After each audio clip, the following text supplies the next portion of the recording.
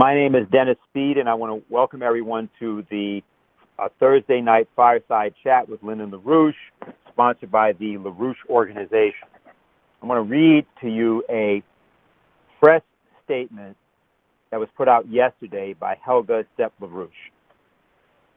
So it says, Helga LaRouche, the founder and international leader of the International Schiller Institute, and widow of the renowned American economist and statesman Lyndon LaRouche, announced today that through counsel, she has issued a letter to the Lyndon LaRouche Political Action Committee and its treasurer, Barbara Boyd, demanding that they, quote, immediately cease and desist, both now and in the future, from, quote, using Mr. LaRouche's name, likeness, and potentially other confusingly similar terms, end quote.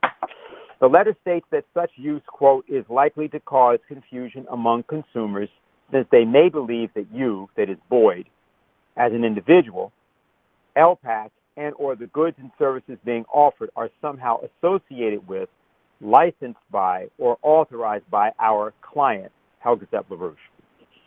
Among the remedies required are that Boyd and LPAC, quote, immediately take all necessary actions to change the name of your Political Action Committee and the name of any affiliated entities to one that does not include the term Lyndon, LaRouche, or any formative or iteration thereof, and agree to refrain from using the infringing terms now and in the future on any website, company emails, letterhead, advertisements, or other marketing, literature, or correspondence, end quote.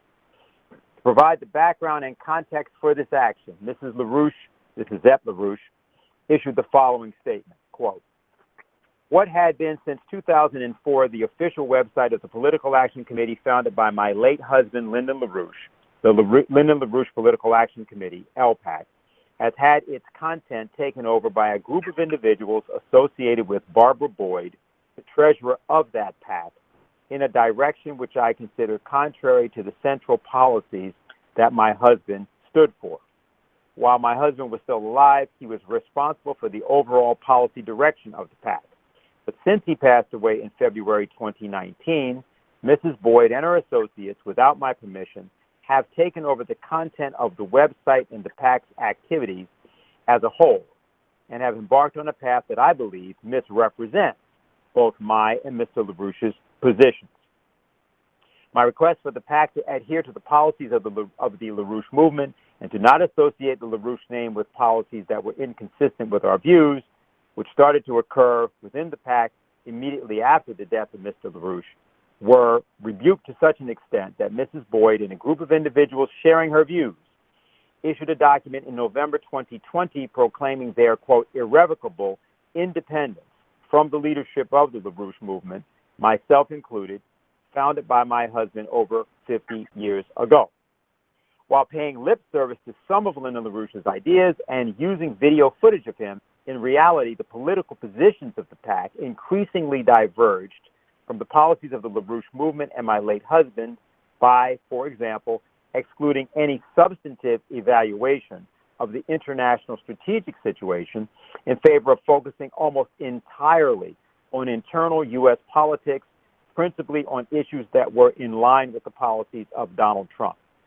They increasingly failed to publish articles and videos that were critical of Trump on topics on which Lyndon LaRouche had personally frequently criticized Trump, such as his praise of the Wall Street financial bubble, the anti-China policies that came to dominate his presidency, and so on.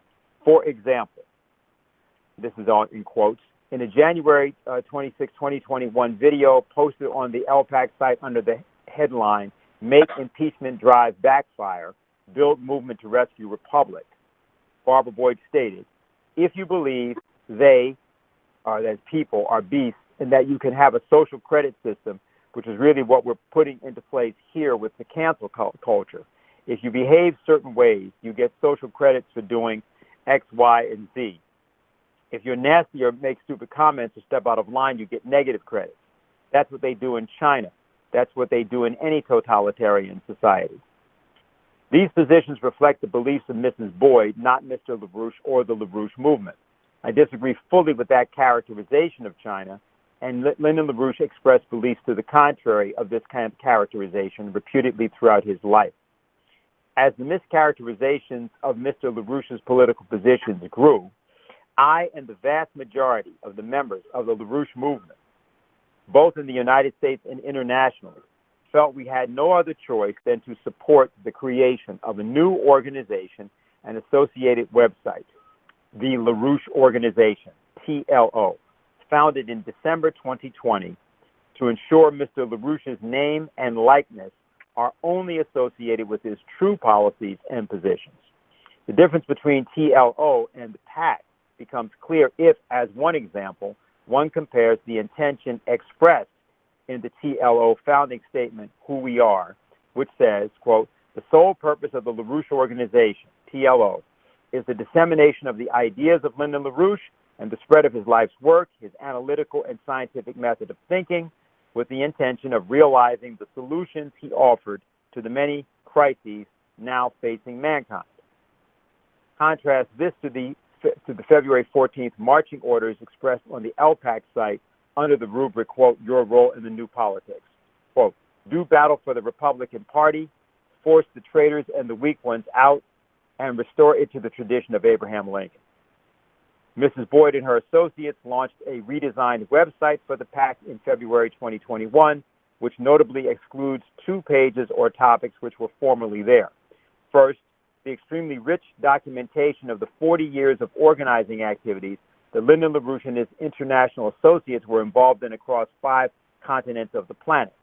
Intentionally or not, I believe that removing that history gives the false impression that Mr. LaRouche was only concerned about matters in the United States. This negates his passionate commitment to mankind as a whole. Second, the new PAC website also omits the record of the role of Mr. LaRouche and his international movement in the evolution of a new paradigm around the New Silk Road. Mr. LaRouche wrote numerous economic programs for Africa, Asia, Latin America, and Europe beginning in the 1970s, and he spent a good portion of his life working and campaigning in and for the development of these countries.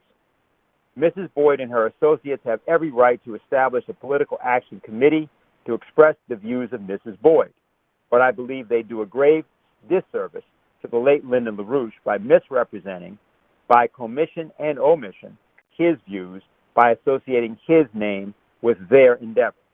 For all of these reasons, we have hired legal counsel to stop all use of Lyndon LaRouche's name and likeness by the PAC and to preserve the integrity of his vast work. For further information, and it gives a particular address. All right, so that is the statement, and what we're going to do is we're going to go to Mike. I'll just add one thing from my standpoint. This statement has now been circulated to something above 80,000 people in the United States. Further circulation will continue, and there will be many others reached, and it is available from us, of course, and we ask that this be circulated by all of you who are on this call and by everyone else that you know. All right, so we meet, of course, in a certain context, and that context was widely defined by what occurred over the past month in terms of the space missions of the United Arab Emirates, of China, and of the United States. At the same time, we remember the events of last week in Houston, Texas, and 13 other states. We know, of course, that there was a citation of the fact that there were 500,000 people dead in the United States of the coronavirus. And we now see more and more rumblings about an impending global financial collapse, probably being precipitated by certain events going on in the city of London and Wall Street as we speak. So it's in this context that we give tonight's briefing, and this is pursuant to the fact that we have released this report on the Great Reset. Mike will describe this in great detail. And I'll also just indicate that we have events also tomorrow night and Saturday, which we will talk more about at the conclusion of the briefing and in the course of the discussion. So without further delay, let's get right to Mike. So, Mike, are you there? Yeah, thank you, Dennis. So let me begin by reiterating that the report that I hope all of you have read, that we released last week, called The Great Leap Backward, LaRouche Exposes the New Green Deal. This is a devastating proof that what we're dealing with the New Green Deal, which the Biden administration has totally embraced, is genocide. It's Malthusian depopulation by destroying the industrial and agricultural infrastructure of the advanced sector and committing outright genocide against the developing sector. That's all true. And perhaps you've heard that this evening the Biden administration bombed Syria. This should not be totally surprising, as shocking as it is, but Anthony Blinken, the person that Biden chose as his Secretary of State, was part of the Obama administration, and in fact, his only objection to Obama's policies was that he failed to overthrow Bashar al-Assad in Syria. In other words, he wanted the Obama administration to do the same thing Bush did in Iraq and Obama did in Libya, destroy those countries, drive millions of people, kill millions, drive millions more out of their homes as refugees, leave the country a hellhole of warring terrorist factions. His objection to Obama was that he didn't carry that out and go all the way. So they bombed Syria tonight. We don't know the details of how they claim they were attacking Iranian sites. Is this going to lead to a regime change war in Syria? It's worth pointing out that Trump, although he did not start a new war, much to his credit, he failed in his effort to stop the endless wars, as he called them, in Afghanistan and Syria and Iraq and so forth. He failed because, as he said himself, he said the military-industrial complex hates me. He didn't use the words that they're more powerful than I am, but that was the fact. He didn't have the power to deal with it. So we're dealing with an extreme danger in this administration. But as this message you just heard from Helga LaRouche, and I hope you're getting that out to everybody, just as these splitters, these people who believe they knew better what LaRouche said than LaRouche did, they absolutely refused to allow anyone to criticize President Trump for anything. No one was to say anything about the fact that the global financial situation was being pumped up with the most massive hyperinflationary quantitative easing and so-called bailout policies, most of which were to bail out the banks, not the American people, and certainly not the American economy. No one was to say anything about that. No one was to say anything about the anti-China policy, which, we published a pamphlet, I hope most of you read it, called Stop the McCarthyite Witch Hunt Against China and President Trump, because the anti-China hysteria was an attack on President Trump, who went to visit China.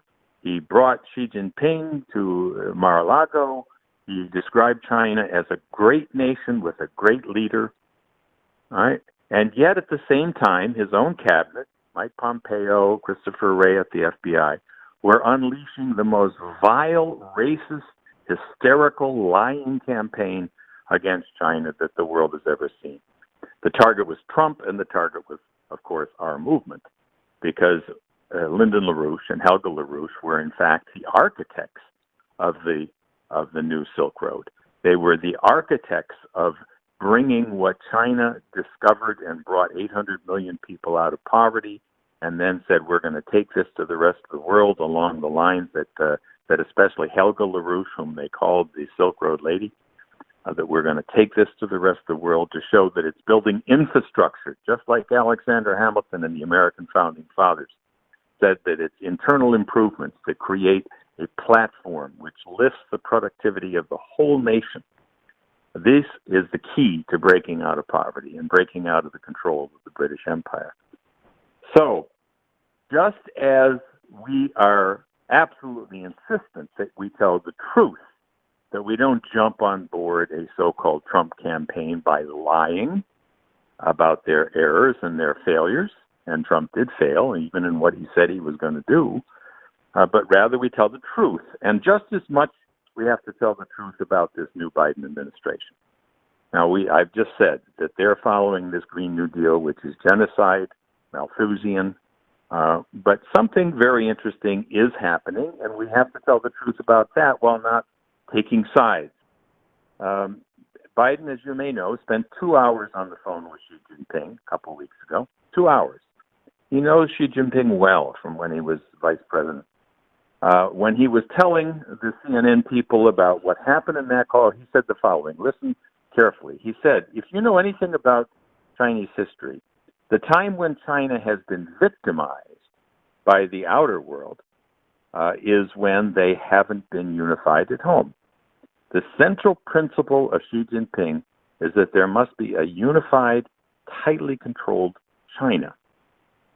All right?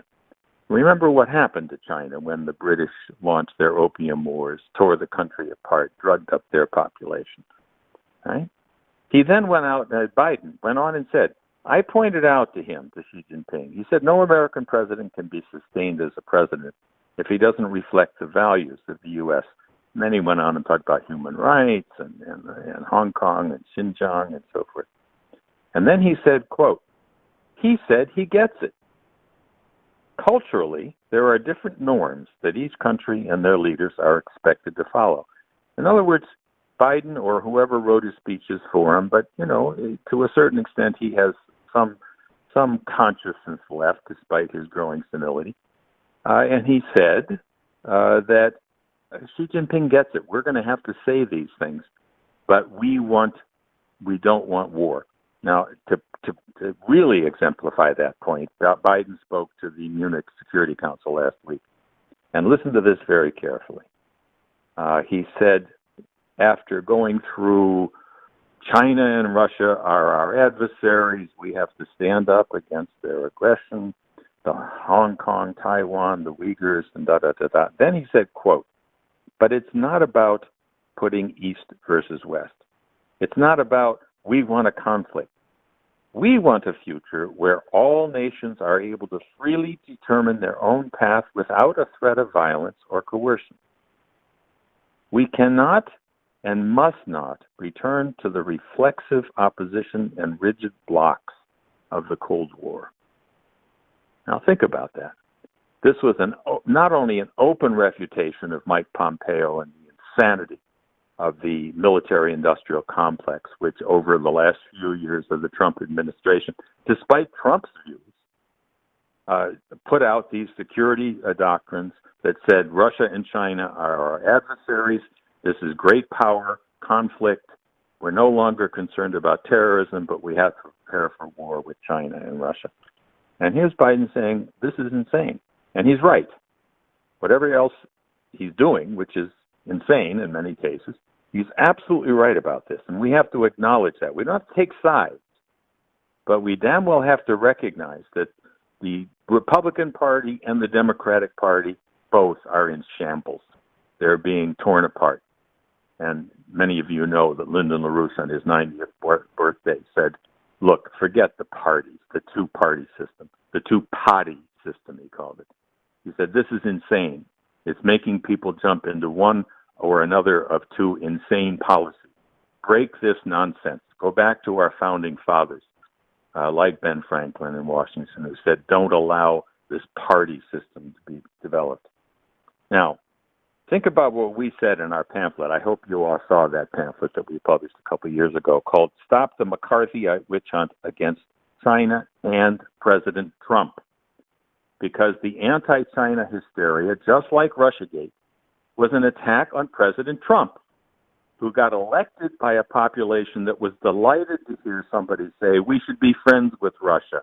We should be friends with China, who called China a great nation and Xi Jinping a great leader, who brought Xi Jinping to Mar-a-Lago, who visited Beijing and toured the Forbidden City, and was absolutely impressed and astonished at the greatness of this country, which he had a chance to observe close hand.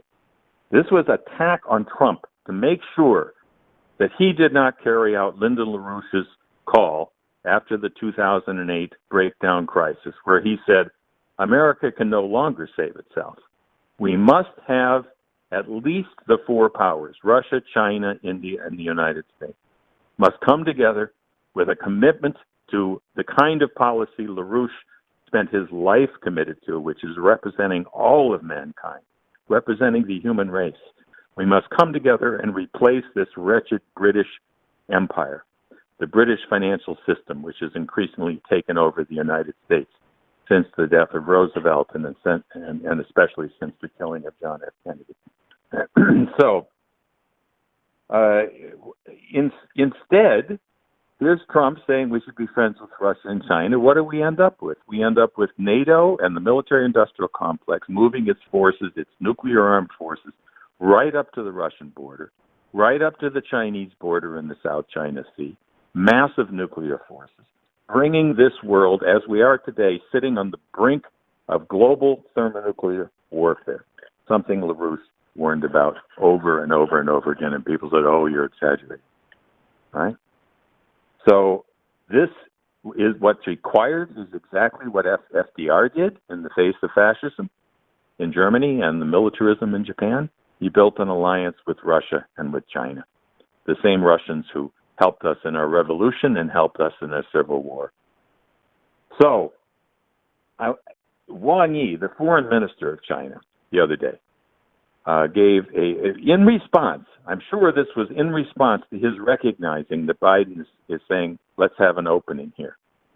He gave, there was a major conference, he was the keynote speaker, and he basically said, here's what has to happen if we are going to stop this descent into hell, into war, and if the U.S. and China are going to begin talking to each other as sovereign nations and as adults again. And he listed what had been done by Pompeo. Now, we all know these things, but when he went through these one by one, there were 3, 6, 9 different issues. He put them all together, and it's just so astonishing, the evil that was done by Pompeo and Christopher Wray at the FBI and Esper and the Defense Department. What these people did, not in Trump's name, unfortunately, despite Trump's own personal feelings. But what they did is so evil. I'm just going to run through what Wang Yi named would have to happen if we're going to restore sanity. He said the U.S. has to stop smearing the ruling government of China, the Chinese Communist Party, and the Chinese political system. You have to honor our system, which, remember, Biden just said they want to be able to have their own system without being threatened. And then Wang Yi said we have to stop supporting separatists in Taiwan.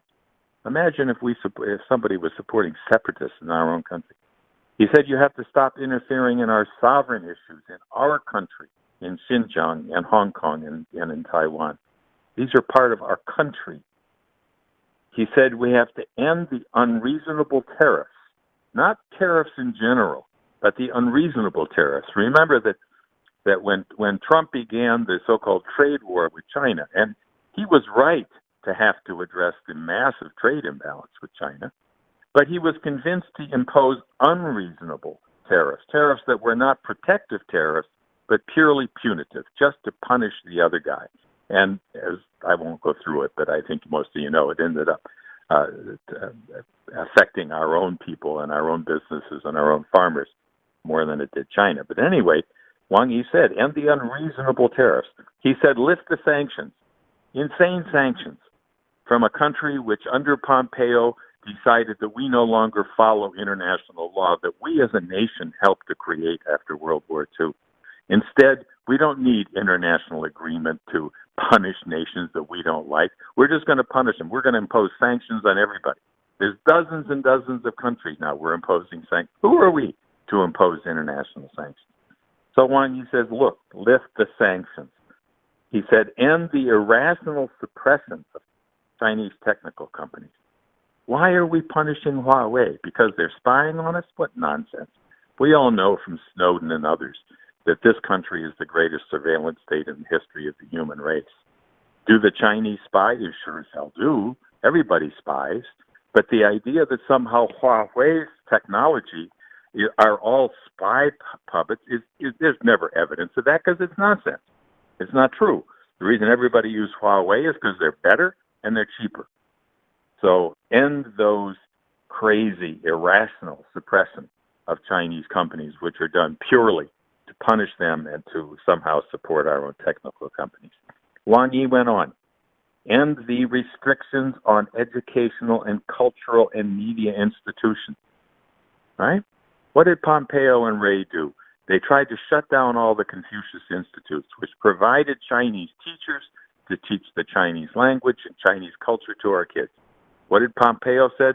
Why, they're trying to tell our children that there's something good about China. Think of that. Think of this xenophobic insanity they're trying to pump into our population. So anyway, they say end that, and of course end their restriction on Chinese media. And the last one he said was to support research exchange. And Christopher Wray and the FBI, remember what they did? They targeted every university in this country were told that they had to spy on any Chinese or even Chinese American citizens of Chinese descent doing scientific research. And anyone that were caught collaborating with Chinese institutions were considered criminals. Many were fired, many were arrested, even for carrying out policies that were paid for by our own NIH, the National Institute of Health, because we knew it was important to collaborate on things like curing cancer, curing Parkinson's. But, sharing research on curing cancer was a crime because they were stealing our evidence, our research, they said. Imagine that somehow curing cancer was an American issue instead of a human issue. So Wang Yi laid this out. This wasn't meant to say, damn America. This was to say, take in mind the enormity of the racist, anti-China hysteria. And as I think Dennis will mention later on, this was the greatest expression of outright racist hysteria stirring up the American people against the Chinese people. Not just Chinese in China, Chinese Americans, right? Anybody of China is somehow evil, right? This is never since the Chinese exclusion laws has there been anything so overtly racist as this was, except for the slavery and the Jim Crow laws. So, here's what we're dealing with. Now, the Chinese also let us know something that I didn't know, even though I covered China virtually every day. I didn't even know that Biden has done several things to lift the anti-China policies that came from Pompeo and his crowd. He's already stopped the ban on WeChat, which is their WhatsApp, basically, and on TikTok. I think you all know TikTok, right? The Trump administration was basically telling them they had to shut down in America or sell out to American companies. Biden stopped that. I didn't even know it. It wasn't in the news. You had to search for it to find it. He also stopped the law that was attempted to be imposed that universities had to break up, had to expose their connections to the Confucius Institutes. That's gone.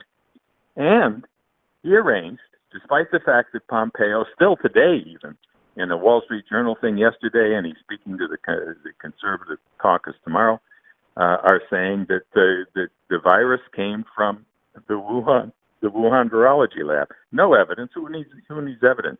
The Chinese did this. They did this to kill everybody, right?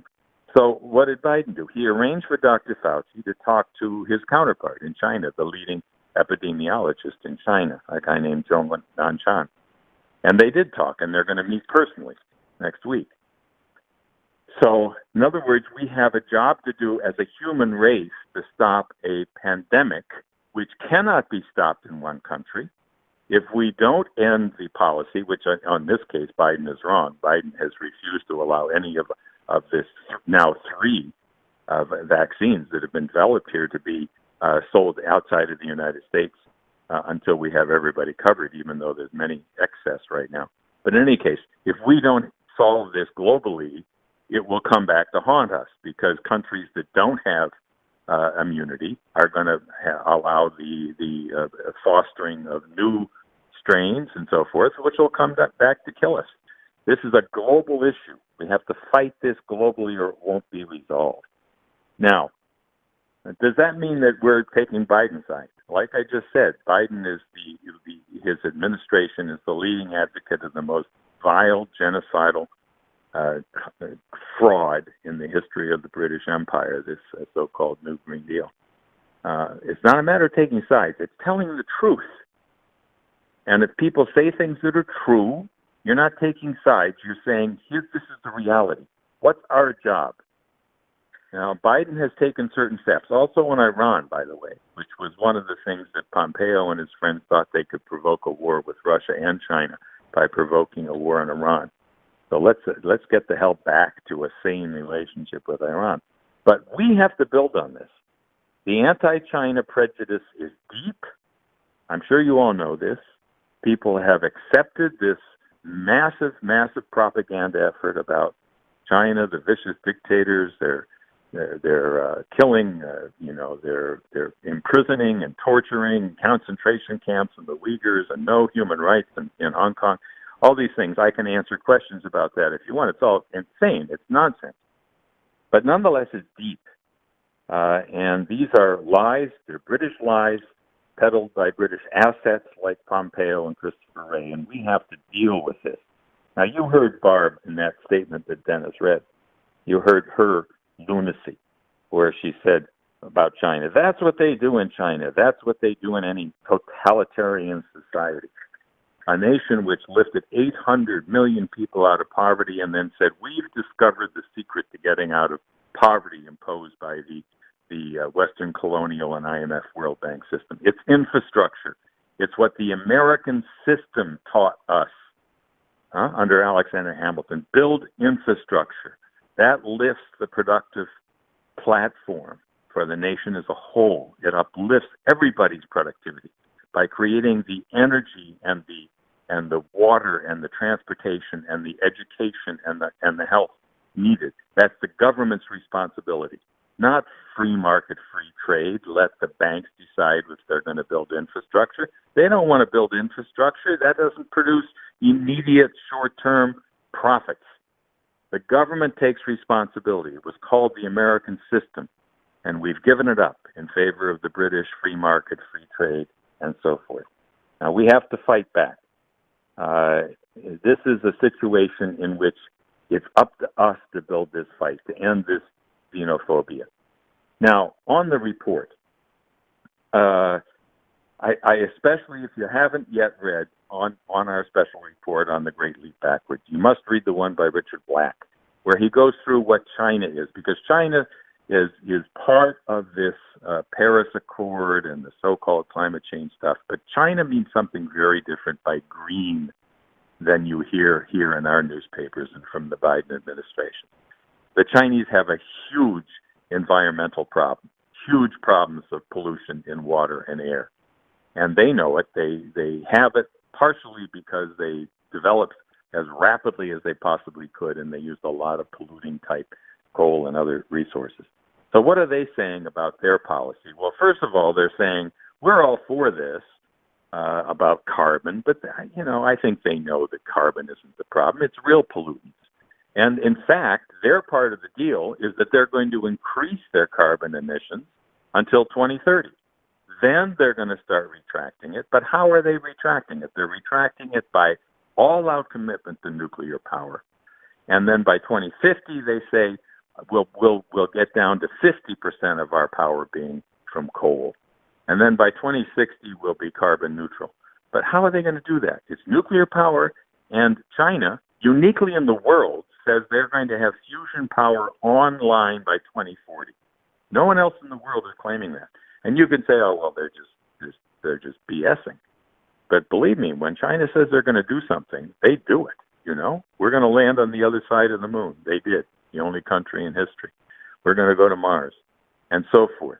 They can do it. We're going to eliminate abject poverty in a country of 1.4 billion people. Did anybody think they could do that when they pledged that 20 years ago? They did it. No country in history has done that. They did it. And now they're going to eliminate any poverty, not just abject poverty. So believe me, they're going to get their fusion power. I believe they're going to do it. They're going to lead the world in having it online first. Then they can replace it. Now, what's happening in the U.S.? Quite the opposite.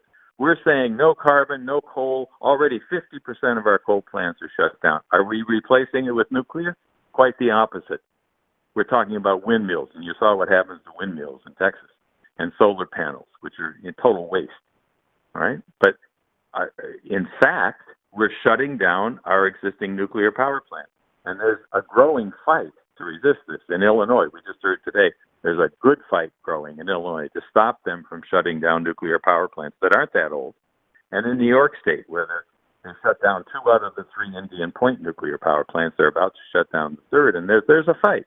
And we have to help lead that fight. These plants are easily recommissioned. They can be extended. And we need to keep them online, or we're going to have the whole country facing what we just faced in Texas, which was devastating. I won't go through the details. I think you know what it is. And in Europe, it's even worse. The Germans they passed laws to eliminate nuclear power and now to eliminate coal. And then they're importing energy from France and from Poland that's produced how? By coal and by nuclear. Really smart, huh? I mean, this is suicide of a great industrial power like Germany is. Now, the chapter I wrote in the Great Leap Backward is on BlackRock. This is an unbelievable, powerful company that's emerged just in the last 10 or 15 years. It's not a bank. It's called a non-bank. It's a money management, wealth management company. $8 trillion. Think about that. This company, one company, has $8 trillion under management, $8,000 billion. This is power. And when we talk about how the Green New Deal is going to shut off credit to any industrial or agricultural or transportation company because they have carbon footprints based on this lie about how carbon has something to do with climate change, when in fact carbon is the food for our agriculture, for our biological growth.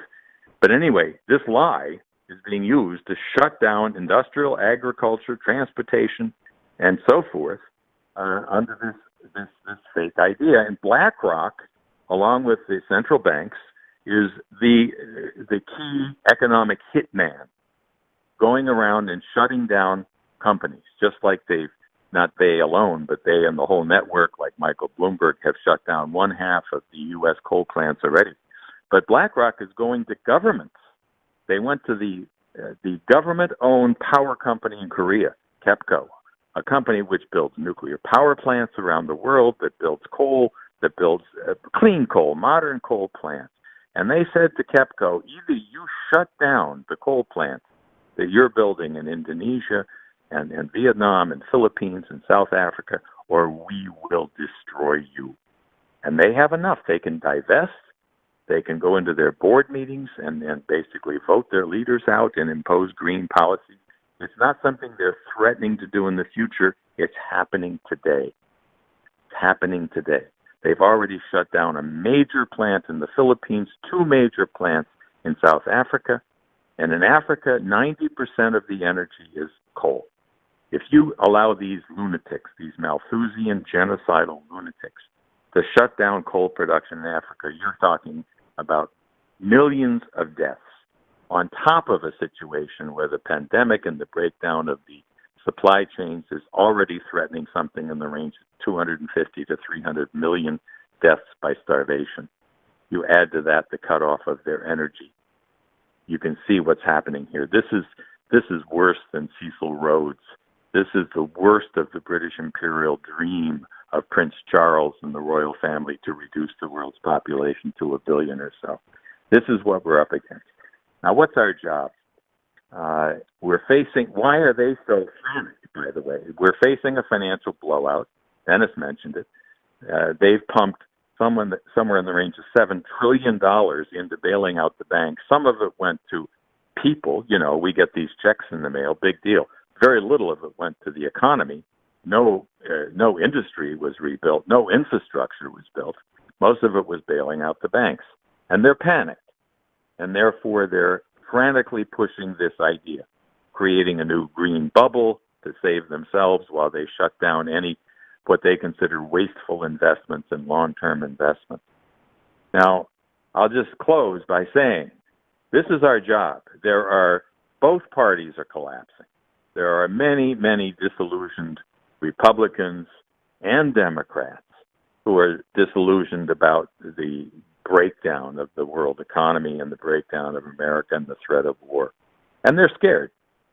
Lynn, as you probably know, LaRouche talked about, look, this crazy two-party system, what he called the two-party system, we have to break out of this where you're told you have to choose between Tweedledum and Tweedledee when both are genocidal. We have to mobilize around sanity and the truth around LaRouche's ideas, not only in America, but globally. We're going to have a conference this Saturday addressing both the danger of the war with China and Russia and this Green New Deal. And we're going to have a major conference on March 20th on similar issues. These are things that we have to fight for. We have to be the voice of reason. Every single person has to have the kind of personal strength and morality that Lyndon LaRouche expressed when he said that he had to fight for humanity as a whole, not for one country against another, but for humanity, which requires that we break through this British imperial division of the world and this anti-human mentality expressed by this Green New Deal. So I'll leave it at that. Q&A session has started. To ask your question, please press *6. Up the queue for people so you can get in there to ask whatever questions you have. Let me point out that Saturday at 2 p.m. we'll be doing our Manhattan meeting. Harley Schlanger will definitely be with us. We hope to have Helga LaRouche with us as well. There will be also some discussion given from representatives from a few other nations. This will be a Schiller Institute gathering. So that will be this Saturday. Tomorrow evening, Diane Sayre does her symposium with Diane Sayre, which is a Friday evening event every Friday, and it will be at 8 o'clock. And that will feature a discussion on how to make the nuclear industry and the expansion of nuclear capability in the United States the basis for, if you will, a scientific and technological resurgence of the United States in the short term. There's more to that, obviously, given what's recently happened in Texas, but we will be talking about those matters. See, people are getting in the queue already, and I don't want to really take much time to make other announcements. We'll be more specific about those announcements, but it's 2 o'clock on Saturday, 8 o'clock on Friday, and we will also just say the Great Reset Report is, well, it's now available, correct, Mike? Is it out now? Oh, yeah. Sure. Yeah. So, yeah, and you can get that from us as well. So we're asking that you definitely, obviously, contribute. You also get organized with us. So let's go right to the phones because I suspect that there will be a good deal of question and discussion. All right. Okay, are you able to hear us? Yes, hi. Hello, Mike. This is Alvin here in New York. I take it you can hear me. Oh, yeah. Go ahead. Great. All right, so one of the things in what you've put forward to us today reminded me something LaRouche once said on the subject of Nixon, who, no need to go into all the things, you certainly have the takedown of Bretton Woods and HMOs, so not a good president, but that the operation run against him then was always very truthful about how dirty that was. And I think that kind of ties into what you're saying. First of all, that truth is primary, and that secondly, you won't really know what's going on if you just say, well, I don't like that guy. He was terrible, right? He made some moves that was against the same type of apparatus, permanent bureaucracy, that got Lynn and destabilize Trump. But I'd never heard that before, and I was shocked when he said it and had difficulty accepting it till I began to actually think about what he was saying and saw what happened to him. So that kept ringing through my head because I think it's a good example in terms of it's who's in the presidency that we have to deal with. And we have to be truthful about what they're doing. I have emotional reactions to Biden, especially when you reference now, you say that some type of military activity, bombing took place. And so you get, but you say, well, then you present this other side. So this is complicated, and it's always how we think to position ourselves or how we think to position ourselves that can make a difference in a crucial time. So thank you for that. Now, I was never a Trump person. I always was clear that exactly what you laid out, when a leader or anyone does something that is useful, you acknowledge it and you do what you can to support it, but you don't go along with, for whatever those reasons may be, when something like the support of, hailing Wall Street or the collapse in his moral capacity to then begin denouncing China. But this was difficult. I'm glad that this fight is on. It's, one could say, long overdue, though I'm not saying it was delayed by any means, because as you know, and I think people can sense, this was a very, very confusing to the recruitment of people, because especially once the break took place, the gloves came off, so to speak, or the veil was lifted, and the illiterate Trump support partisan rhetoric just took off. But 80,000 is a good start. I got a phone call from Schiller Institute, a person who's come to our concerts before, and she was very happy because she wasn't opposed to us, but she felt she had to distance herself from us. She isn't anti-Trump, but just became very difficult to reason with people. I could say the things that we knew were correct, but they would go to this site and then say, no, wait a minute, something is not right. So I welcome this. I'm circulating it. I'm re-engaging with people. And I think that it's going to really make a difference, because for me, this organization was about three things: truth and art, science, and history. And Lynn always stood for those things strongly and would denounce you if you went off that, because you didn't know what you were talking about. So I welcome it. I welcome any, fight or any help I can do in this process. It's a legal thing now, but I think the momentum is on our side.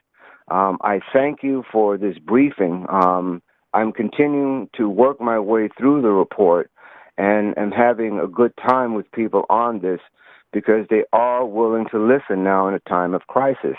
And it's all there for us. So you've given us the tools, and I think now we can move forward to beyond merely represent Lynn, but actually fight like Lynn, because of the leadership of this organization now. So that's what I wanted to say. Yeah, thanks, Alvin. Now, I think you have to look at Trump, and of course, history will develop in terms of how we look at Trump and wherever he goes from here, or however we look at this administration. But Lynn once wrote a piece which I think was called "Tragedy as Politics in America." You might look it up on the LaRouche PAC website and read it. It's a powerful piece, and I think Trump really represents the kind of tragedy of America, a country that was formed to end the British imperial policy once and for all, the idea of racial distinctions and national distinctions, a country that was built on the idea that, like John Quincy Adams talked about, that not only are we not going to look for wars overseas, but we're going to use our method as a way of bringing the former colonial policies out of British grip, the evil of the monarchical systems. And Trump was, no question, one of the first presidents, certainly in recent times, who said this whole regime change thing is insane. Iraq was the worst mistake America ever made. He said that he never quite denounced the climate change hoax. You might know he brought in this wonderful head of the physics department at Princeton, Will Happer, to be on the National Security Council with the intention of having a public debate over these lies about carbon. But in the military-industrial complex, the same people that wouldn't let him end the endless wars wouldn't let him have a debate. We don't want the truth out on this, they said. I know we need this climate change hoax as a way of declaring an emergency in which we have to have our military funded and prepare for war and so on and so forth. So, I mean, Trump was unusual. He wanted to end those wars. He wanted to rebuild the economy. He was committed to the idea that we should be friends with Russia and with China. He failed. That's all. He didn't have the power to do it. Now, is Biden, who made these good statements that I quoted to you about, not going back to the Cold War and to maintaining sane relations with other, is he going to be able to do it? Well, he's obviously a lot weaker president than President Trump was, and Trump failed. He couldn't overcome the power of the military-industrial complex or the Wall Street. At the same time, he was saying, I don't agree with the Paris Accords. I'm not going to implement this climate change stuff. The central banks and Wall Street were implementing this Green New Deal, cutting off credit to the very industry that Trump said he was committed to. And he was committed to being friends with Russia and China. What did he get? He got Russiagate, and he ended up doing more to sort of prove himself as being tough on Russia in terms of sanctions and so forth, and even worse with the case of China. But remember, all these crazy things that Wang Yi just laid out that were done by the United States against China, Trump never said a word about those things. Trump continued his defense of China except on the trade imbalance, and he got that very good trade deal by being tough on trade. He didn't do it exactly the best way, perhaps, but you never heard Trump say China's trying to take over the world. He never said Trump is treating the Uyghurs like the Nazis treated the Jews. He never said that Hong Kong doesn't believe in human rights. He never said these things. He defended China right up to the point that the COVID pandemic hit, and he flubbed that. Right? He wasn't able to do it. At the beginning, he told the truth, and he said the problem is that we have taken down our medical capacity. We are not prepared to deal with this. That's what he said the first month or two.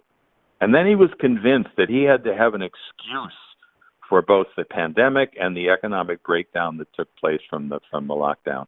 And he was convinced somehow to say, oh, it's China's fault. China brought us the virus, the China virus, the Wuhan virus.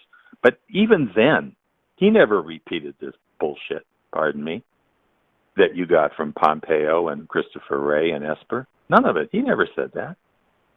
He was trying to retain his own view, but he thought he needed to blame China for the pandemic and the economic breakdown. That was his downfall. I think if he hadn't done that, he probably would have won despite the vote fraud. Right? So he's a tragic figure who was worth fighting for because he said he wanted to do many of the things he didn't. He wasn't willing to take on Wall Street, his biggest flaw.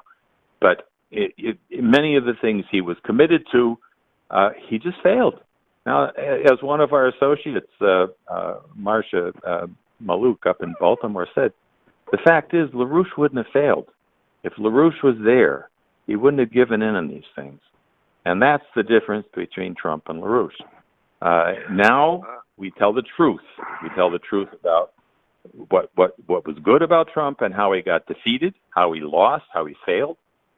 And we have to tell the truth about the extreme danger of the current situation with the Biden administration. But we also, when there is a scent of sanity in there, we have to seize that and We have to fight to bring about that kind of political mobilization of the population to think like LaRouche, to think about being representatives of the human race, that there is only one race. There's not, yellow peril or any other kind of racial thinking. There's one race, and we have to fight for that race. Just a quick follow-up. We have a strategy now with this report, and we have leadership now that can provide us with the strategy on how we should move, organize, and maneuver through these times. And the other thing that I would say on Trump is that he did not, as far as I can tell, meet and work with this organization. And that was, I think, he needed all the help he could get. The help was there. The awareness was that we existed was there through people close to him. And for whatever reason, however it worked, that didn't happen. And so now we move on. I agree. Okay, I'm going to go to the next person. Okay, are you able to hear us? I'm able to hear you, Dennis. Mike, long time. Glad that I got you on the phone because I have a burning question I have to ask you. First, now that you mentioned it, and I think now I know why that you probably heard about that the House Democrats now want to relieve Biden of his responsibility of the nuclear codes. I don't know if you heard that. That could be the reason. Isn't that something? Ain't that something? Ooh, translation. The British do not like to hear positivity. No creation. Nothing good at all. Second, other two parts I'll go through quickly. What was that book that you mentioned? I forgot what it was, but it went into the relationship that was needed between government, entrepreneur, and laborer. I forgot what that book was. Please, I remembered it. I forgot to write it down. I remember it. Henry Carey? I need it. Say again? Henry Carey's book? Right. What was the name of that book? And Carey. It was called The Harmony of Interests. Right. And Carey was Lincoln's political advisor, economic advisor. Say again? Sorry. He was Lincoln's economic advisor. He was the architect of the Transcontinental Railroad and the building of a global ring of iron around the world. He had the idea of building railroads that would encircle the world, very much like the Belt and Road policies today. That was Lincoln's advisor, Henry Carey. All right, yeah, which goes into the third part. How, and I forget it, I know it can't be done without Glass-Steagall legislation. How I already plan on committing myself to it. I'm not going to wait on my government or the proper laws to be put in place to do it. How can, as an organized force, me and other people, for example, commit myself to, like, teaching, like, machinists? Because it's all out there. There are a lot of machinist shops or training centers, universities, a lot of good institutions out there that are committed to developing young minds and building up physical productive capabilities. They're there. It's just that they need to increase en masse before the British completely takes it over like they've been doing. So how can they? I think you're right. I think in a certain sense, these are the people that we used to call the Reagan Democrats. The people that were in the Democratic Party because they believed that trade unions had to defend working people against oligarchies. And they built the trade unions. And, there was corruption in the trade unions, but they also represented a fight to give people a better standard of living. But they believed in progress. The core was not just what's in it for me. I mean, working people have an identification with the productive powers of labor. They understand that if you get better technologies, they themselves can be more productive and that they'll be part of a more productive nation and a more productive world. I mean, this is the value of working people, people who are identified with the productive process. So many of those people, when the Democratic Party, I won't go through the whole history of this, but in the 60s and 70s, there was a massive effort to destroy the Democratic Party of Franklin Roosevelt and of John Kennedy. How did they do it? They did it through identity politics.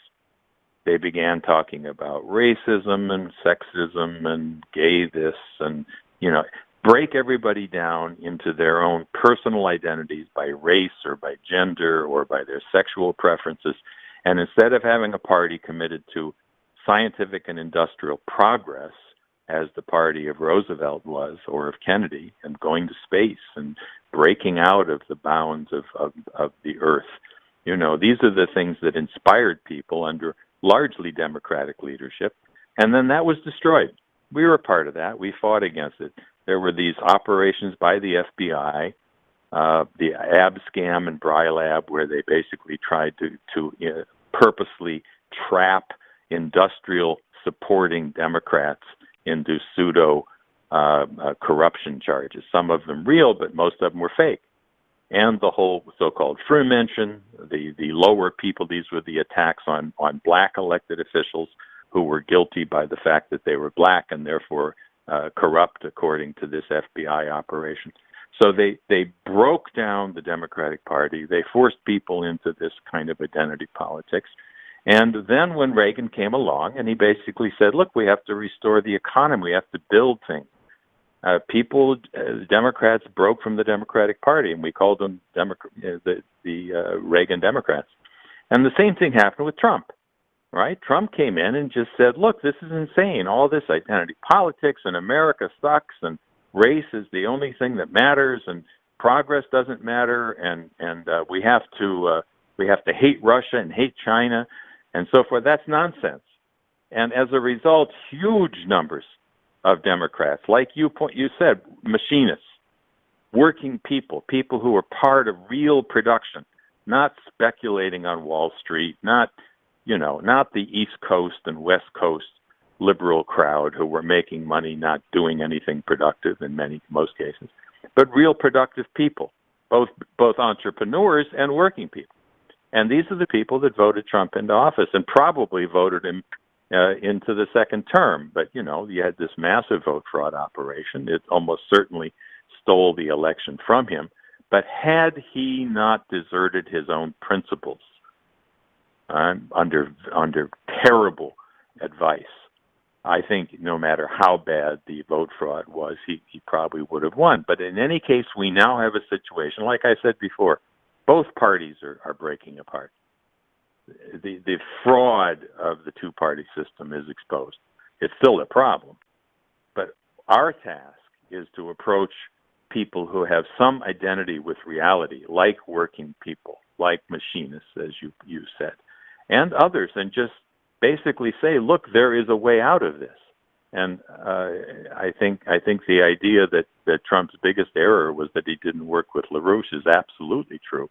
But in any case, we now have that potential. But LaRouche's ideas are more powerful now in his death than they were in his lifetime, because we have a situation which is precisely what LaRouche warned would happen and that we had to be prepared for, because this is the moment at which, as Percy Shelley said in his Defense of Poetry, these are the moments at which people are suddenly capable of comprehending far more profound ideas about man and nature than under normal circumstances, because the illusions they've been living under are being stripped away, and therefore they're looking around for who told the truth. And where do we go now? Who do we trust? And each of us, have a tremendous power at this point that most of us didn't know we had, because we've told the truth for the last 50 years and because we have an idea of how we can get out of what seems like an irreversible disaster. So this is our moment. It's a dangerous moment, but it's the time in which we have the potential of doing the kind of miracle that people thought was impossible under normal circumstances. Okay, I'm going to go back to the phones again. There's a lot of people in the queue. Okay, here we go. All right, are you able to hear us, Can I be heard? This is Ed in central Pennsylvania. Yes, can you hear me okay? Yes. Hey, Mike. Thanks for the presentation. I wanted to answer a couple things because a lot of Americans have no idea of what Chinese culture is like. They don't understand how the Chinese government functions. I don't particularly. But what I'm trying to figure out is, I remember how we had our support American patriots who wanted to promote LaRouche's idea for world development, paid for hundreds of subscriptions to leaders in academic institutions, military, other people in China back in the 80s and the 90s. And I want to know if you could address, and I'm sure this had an important effect on the big shift that happened when Xi Jinping took power. But what I'm trying to find out is how does the Chinese government policy making actually function to the extent that you know it? Because Americans, we don't know how it works at all, and we sort of have an idea how ours works. Ours works by backroom deals and secret operations and evil networks that are controlling our government. But how does it work in China? Right. No, it's important. It's very important. Let me just say first, in terms of how this all developed, that I think it was before Xi Jinping. Helga LaRouche, with, of course, Lynn's sort of direction, but she herself, back in the early 1990s, after the fall of the Soviet Union, Lynn and Helga said, look, now we have to have a new Silk Road. We have to break the Cold War division of the world, East versus West. And we do it by building a new Silk Road that connects the Atlantic and the Pacific through Eurasia, that brings these nations together around development. The same idea Leibniz had way back in the 1700s, when he said that these two great cultures, the Chinese and the European, by reaching out to each other, will bring everybody else up with them. And this was exactly the idea that Lynn and Helga laid forth. We took it to the Russians, but the Russians were in a state of chaos. Under Yeltsin, we took it to the rest of the Europeans, but they were being just hounded by the NATO promoters that we should not give up NATO. We have to keep Russia as our enemy. We took it to the Chinese, and the Chinese said, this is fantastic. And Helga organized, almost on her own, a huge conference in Beijing in 1996 with people from Europe, from across Asia, on the Eurasian land bridge, on the new Silk Road. She gave a keynote speech.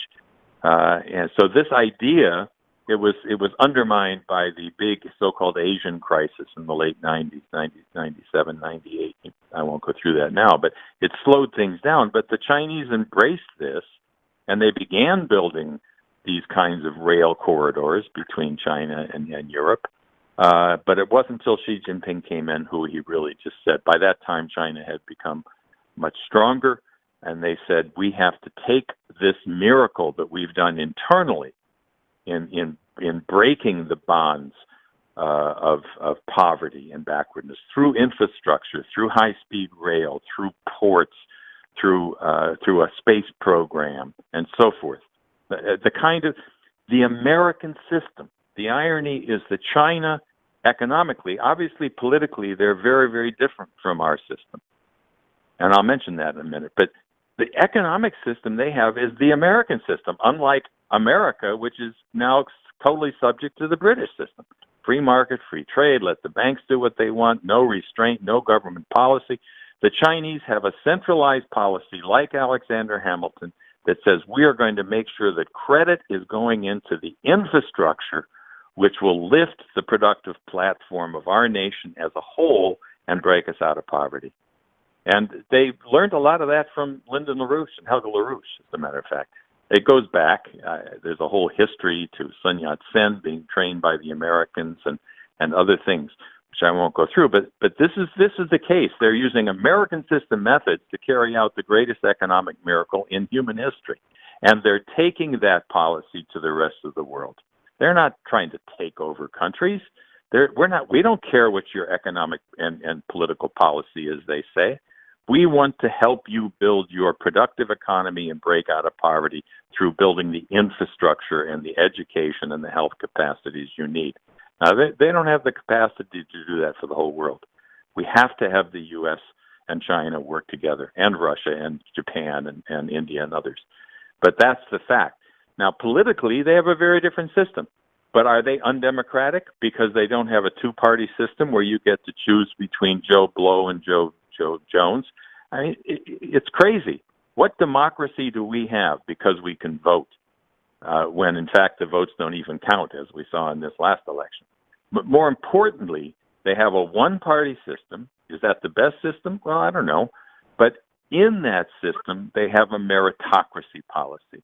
The way you make it to the leadership is not because you have charisma and you can give good speeches and so forth. It's because you've proved yourself at the city level and the province level and the regional level. You've proved that you're able to bring your nation, your portion of the nation ahead economically, politically, and so forth. And you prove yourself through a merit system. Xi Jinping was the governor of 2 different provinces, I think, before he moved into Beijing and moved up into the leadership. You have to prove yourself. So is there democracy? Yes. At that level, people are choosing their local leaders and their provincial leaders based on their productivity, what they do to improve the nation.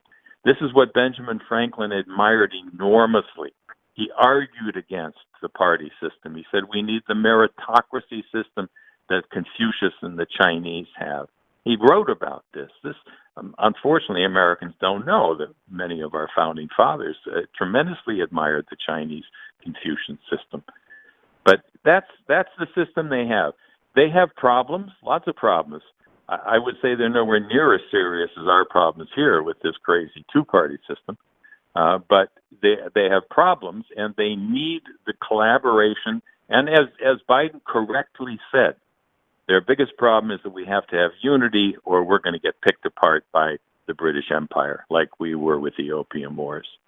So I think this is something that, again, we have the responsibility to break through the brainwashing with this anti-China racist campaign in this country and convey to people the truth, both of the long-term history and the modern history of what's taking place in China and why the nations of Latin America and Asia and Africa so admire China and reject the dictates coming from the British and the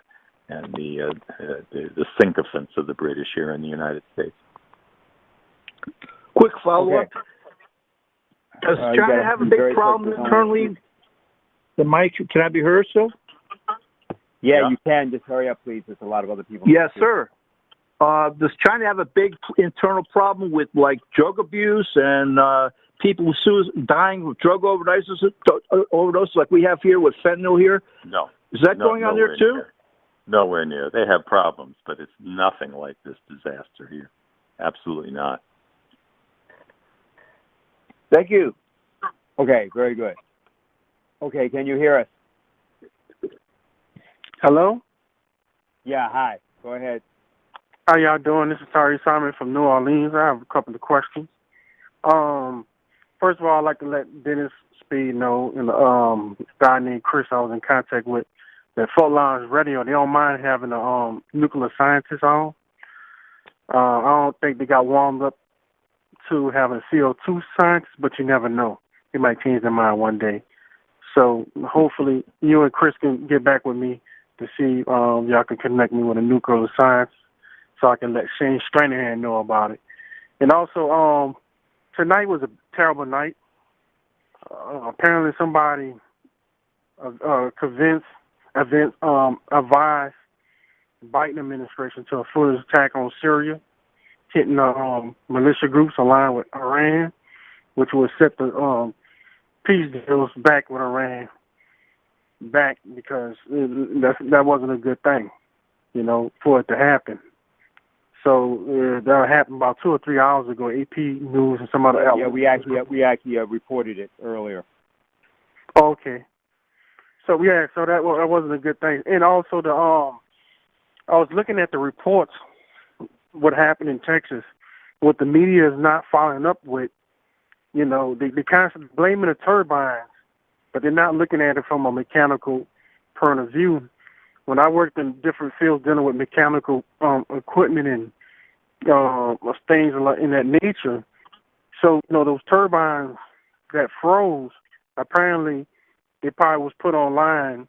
I'm taking an aggregated guess. They probably was put online quick because once they heated them up using like heaters and warm tires to heat up those turbines, they start probably moving again. They put them online. I found out compared to 13,180 turbines Texas has, wind turbines, it was probably more feasible to put the gas and coal turbines back to work quicker, which means they didn't probably stay, even though they was, you know, they wound up being frozen.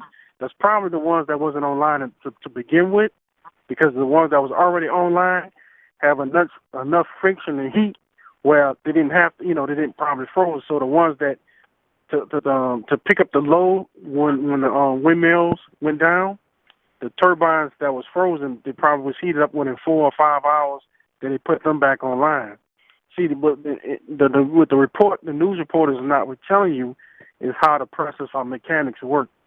You know, how people get these turbines and diesel engines to work by heating them up.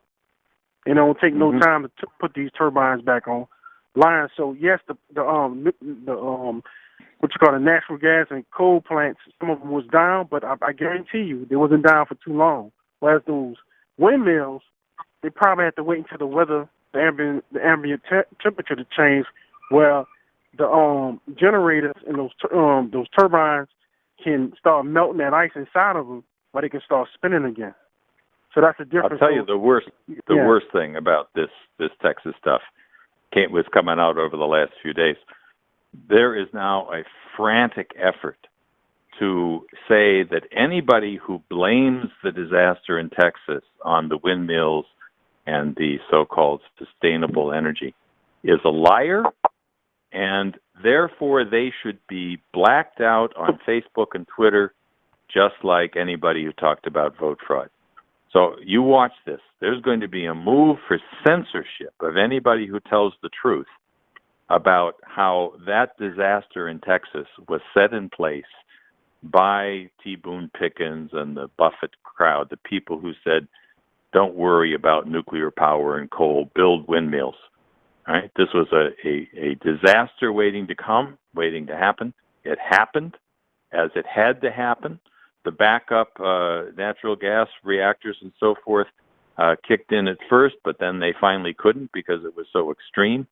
But there's no question but that what happened there was because they gave up on coal, because they had stopped building nuclear power plants, and they were dependent on these undependable forms of energy from windmills and solar panels, which are only surviving because the government's giving them billions and billions of dollars. But now you watch and see how this, and even Elizabeth Warren today backed up this idea that Facebook and Twitter should not allow anybody to say that this was caused by the windmills. They're going to black it out. They're going to say that's fake news, just like any talk about vote fraud was fake news. Therefore, it should be censored. The American people should not be allowed to tell the truth about what happened. This is becoming an authoritarian, dictatorial government. We're already a surveillance state, as we know, from Snowden and from people like Bill Binney. And now we have an outright authoritarian censorship, dictatorship policy over what we're allowed to think and to read. So it's just another example of what's coming out of Texas. Yeah, we'll get back to you after the call concerning the other thing that you raised. Okay? Mm-hmm. All right. Yeah, thank you very much for the question, but we will get back to you right after this. All right. Are you able to hear us? Hello, Ron Wazorik from South Dakota here. Hey, Ron. Okay, go right ahead, Ron. We can hear you. I just wanted, am I muted? Can you hear me? Yeah. Okay. Yeah, I in the past week I've had 3 people that have contacted me about the flyer that I put out during my campaign. You know, it was a one-page, four-fold flyer that Bob Baker helped me put together, and it was very effective on, you know, identifying Lynn's 4-point program for economic recovery, and it was very effective. And one of the state legislators sent me a note here and said, Ron, give me a call. I still have your handout from your campaign. Want to talk to you about some PUC issues, Public Utility Commission. These commissions, right. And okay, very important. I was just wondering, I'd like to put, change the flyer some, you know, and put Lynn's picture on it, take my picture down off of it, and, you know, add something about the 1.5 billion jobs and update it, because it's still got the LaRouche PAC on it rather than the LaRouche organization now, and some other things. Yeah. And that sounds like a good idea to me. Okay. Well, also, Ron, look, here's the other thing. You got people contacting you. Now, of course, there's a lot of people that know you all over the state. And while you don't have their phone numbers in many cases, the truth of the matter is that in this circumstance, given what they would have heard about what happened down in Texas, our reiterating a call, in fact, for the expansion of nuclear power. You may want to get on tomorrow night, if you can, on Diane's platform. We're going to have a couple of people there that are nuclear power scientists and experts. And the thing we've got to look at here is not talking about not taking down the nuclear plants, but an expansion of 100+ nuclear plants in the United States immediately. You know, we had 104 nuclear power plants from whatever it was, 1978 till about 2014. They began closing a few down. One was opened up. The point of the thing is that you need to see an expansion of that capability. We built those plants between 1945 and 1978. That was 33 years. And over the 33 years after that, we built none. So, you know, this is the kind of thing that we've got to, and I think that now that we have everybody's attention, and of course, they're trying to shut down the pipeline and all the other things going on, I think we can look at that because what might be very useful is to organize a kind of virtual town meeting up there right away, get one or two people on, maybe Diane can get into that as well, and just have a discussion. Okay, well, what are we going to be able to do here? You know, because you realize if any state legislature or any group of state legislators for that matter, along with some other elected officials, were to simply see in response to this attempt at censorship, right? And you just organize via Zoom and so on, where people are able to know what the truth is. That becomes extremely important. So again, I think that's something we could kick around a little bit and think through. But in other words, the way to do it is so that it's relatively labor, you know, it's not labor intensive. It's that people are trying to contact you, and maybe there's 5, 6, 8 people we have from up there from when you were, you know, back 2018, who were particularly active. Put a little core together and see what we might be able to stir up. Well, I'm gonna invite this gentleman to get on the call tomorrow night. A few other state legislators. Very good. Exactly right. Good. That's exactly what we ought to do. And I had another guy call in regard to what Glass-Steagall was off the flyer. And yesterday I had an hour. I gave him an hour of my time and met him for a cup of coffee. And he did send me an email back here this morning thanking me for the discussion and telling me that I knew a lot about the economics and history. But he had a damn issue going with, you know, this Dominion thing, and that China was behind it, and he's carrying a petition to get people to send to the Supreme Court justices on another lawsuit. Well, it's all bogus bullshit because there's another group with, you know, blaming Venezuela, and then there's another group now blaming Italy. And I don't know how you counter that. Get these people to realize that it's, you know, all this stuff would have never happened if it wasn't for the intelligence agencies in this country permitting it to happen. But that's the same thing going on with them right now, what people don't get. And that's exactly why taking something like the energy issue, you see, something that's concrete, something that people know has to be addressed, and it's in reality, right, what will tend to dry out a lot of the other problems. The other problems still going to be there, but you want to dry it out because, you know, a lot of this has been done. That's why people are still off. They're not facing what they've just seen happen to people in Texas and in other locations. Rather, they're going off on something else, which at best is the last battle. You know, that's something that happened on November 8th or whatever, November 3rd or whatever it was, rather. And, you know, they're still fighting about that. There is something completely else that we have to get them into. So, I mean, I think this is very good. And, you know, we're just going to keep moving just because we got a lot of other people in the queue. Okay. But let's be in touch on that. All right. Thanks a lot. All right. Very good. All right. Are you able to hear us? Hello? Yes. Hello? Yeah, go ahead. Okay. I have a funny comment, a serious comment, and then a serious question. This is Brandon in Michigan, and we are living under the tyranny of Governor Whitmer. There are signs along the border between Michigan, Indiana, and Ohio. Indiana actually named Governor Whitmer the Business Person of the Year. So that's kind of amusing. The serious comment is I would advise everybody to avoid LaRouche PAC. I think Mrs. Zepp LaRouche is not very pleased with what they're doing over there. And then my comment that is in the form of a question.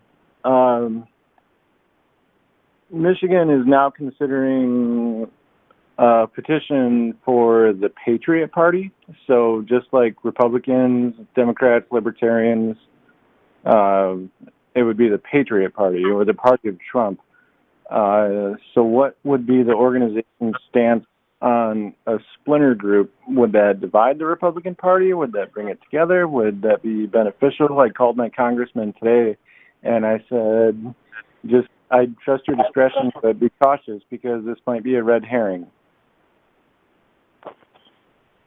But Michigan is honestly considering the Patriot Party.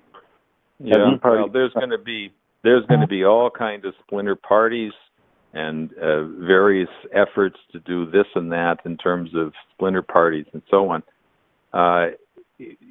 The only way to be effective is to do what Lyndon LaRouche has done for 50 years, and that's to not get caught up too much. You have to take note of these kinds of things, that these kinds of organizing, you know, third parties and so forth.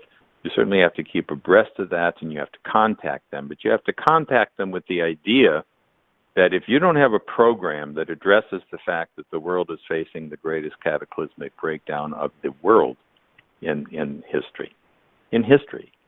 I mean, you know, if you look at the world as a whole, this is worse than what we went into with World War II. I think you'd have to go back to the 14th century and the Black Plague and the 100 Years' War and the general breakdown of.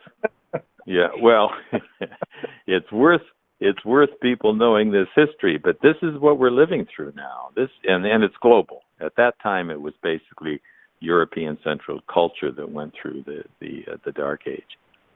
This is a global Dark Age. You have the wonderful exception of China and some of the other Asian countries who have not let themselves be dragged into this, but who could be dragged into it by war.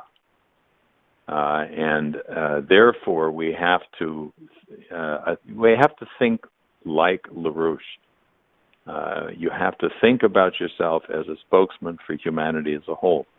And when you see people beginning to try to organize against what they perceive to be the evil of the general breakdown of society, or the control by the media, or even those who recognize that underneath this is the control about the City of London and Wall Street and the British imperial policies, even when they understand that, it's not enough to just be against that. You have to have a sense of how you build a renaissance, that every one of these cultures, the the Gupta Renaissance in India, the Baghdad Caliphate in the Islamic world, the great Renaissance of the 14th century in Europe, and the Confucian Renaissance in the 12th century, Sung Dynasty. And then the American experiment, which was, one of the greatest experiments in history. These are all moments of greatness in different cultures. But these cultures all have their periods of decay and collapse too. And if we're going to end that period, that idea that humanity is necessarily going to go through periods of progress and then periods of decay, we have to end the divisions of the world. We have to bring the world together around the idea of the creativity of man. And when you look at the kind of thing you see going on in Mars now with these two great nations, the two biggest economic powers in the world, America and China, and then this small Arab country, UAE, with a rocket going around Mars. And then you think back to the fact that back in 1970, God, when was it, Dennis? When did we speak at the Zayed Center? I forget the year. But Lynn and Helga LaRouche were... What's that? Zayed Center was actually 2002, but he was in 2002. Baghdad. Okay, yeah, you're right. He was in Baghdad in '75. Remember? Yeah, that's right. He was in Baghdad talking about a new global economic system back in the 70s. But in 1992, he went to this tiny little UAE Arab country and spoke at the Zayed Center, and he said, "Don't depend on oil. You have to build nuclear power plants. You have to think about going to space. That's the way you take leadership for your nation and for the world." And here's this little country. They bought 3 nuclear power plants from the Koreans. They're building nuclear power plants, in the first ones in the Arab world, and they have a spaceship going around Mars. I mean, these are ideas that were introduced by Lyndon LaRouche. Almost every great event you see over these last 50 years, Lynn had some role in it. The new Silk Road, the whole Belt and Road process came directly from Lynn and Helga LaRouche. You see this incredible phenomena in the UAE with a 34-year-old woman leading their space program, which is just astonishing what we can do, what they demonstrate that any country can do if they have the will to commit to those ideas, to the ideas of humanity as a whole, to the frontiers of science, to the idea of mobilizing their children to take leadership. So you have the average age of the people that put that missile on in Mars from the UAE is, I think it's 27, the average age. Right? This is what any nation can aspire to this. And if we take that responsibility as our responsibility for the world, not like these idiots who split from Helga and who don't give a damn about anything except we have to help Trump. They don't give a damn about anything outside the United States. That's why we had to make that declaration today, to make people think, if you want to survive, if we want to get out of this threat to mankind as a whole that we're living through right now, people have to take themselves at their greatest personal humanity, the best that they have in them, that sublime something that exists within every human being, which says that I'm going to make sure my life is meaningful, that when I pass on, I'm going to have contributed something that advances mankind as a whole.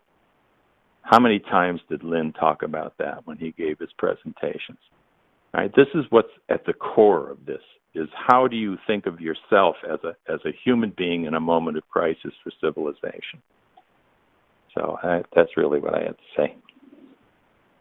Okay, very good. Thank you for the question. We're going to go on here. All right, are you able to hear us? Yes, hello. Yes. Yeah, this is Lincoln Brown from Mount Vernon, New York. This gentleman's presentation, I would like to address a few parts of it. You say the greatest financial success was China, getting rid of abject poverty. And I say to you, no. The greatest was done by Gaddafi of Libya. China has nothing near what Gaddafi had accomplished. Gaddafi was working on the unification of Africa. He put up the first satellite for Africa. And Europeans destroyed Gaddafi because of the work he was trying to do. I was born in Jamaica. In Jamaica, they were trying to put together the Federation of the West Indies, where the islands would come together and work together for the good of each other. And all of these things would have helped humanity. And it wasn't based around war. It wasn't based around power, but rather the congealing of entities for the good of people. You see, our definitions is messing us up. Like we talk about World War II and World War I. Those were not world wars. Those were European tribal wars. And our definitions keep messing us up.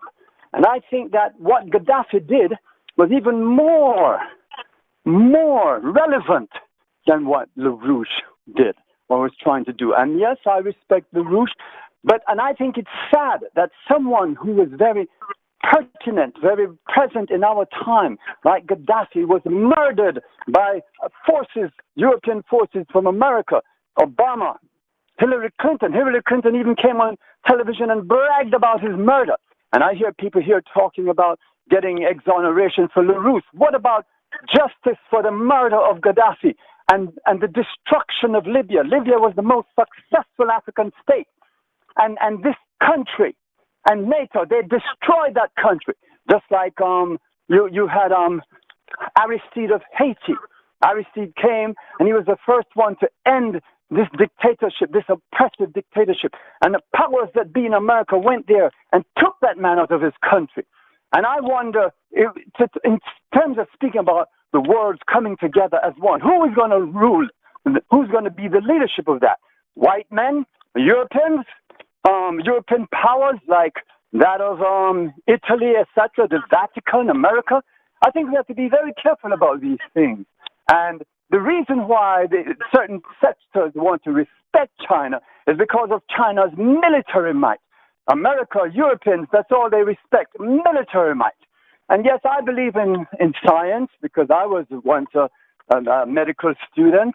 But what is going around Mars had to do with feeding the people of the world, which is what Gaddafi did with Libya. Gaddafi didn't have to speak about Beethoven, etc., to liberate the people from abject poverty. And I think we need more pertinent things. I think, as you said, that Gaddafi was the first person to put a satellite. I think that's true, and I think that goes hand in hand with the fact that Gaddafi was one of the few leaders of oil-rich Arab nations who did not use his oil money only for his country, but was actually helping countries throughout Africa break out of their poverty. That's why Saddam Hussein was killed. That's why Gaddafi was killed. They threatened the idea that these countries should just be satrapies of the Western financial interests. And that's of course true. The only thing I would disagree with you on, I think you're absolutely right in your sort of righteous anger about the evil that's been done against these countries. But this is the British Empire for centuries. The way in which the British maintained their power was divide and conquer, was keeping nations fighting each other, was Sunni versus Shia, Israeli versus Jew, Israeli versus Arab. You know, any basis on which you can get people to fight each other, then you prevent the coming together of nations around the idea of empire. And it was the empire that destroyed Iraq and Libya. It was Tony Blair who dragged their dumb giant in Washington to use their military might to go in and destroy Iraq and then to destroy Libya. It was the British who used that, you know, the old line is British brain and American brawn.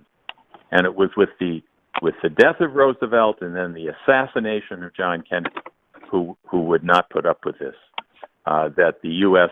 systematically became a puppet to the British economic system of free market, free trade, no government involvement, no no infrastructure, and to the military policy of basically becoming part of the British colonial warfare, Vietnam, and so forth.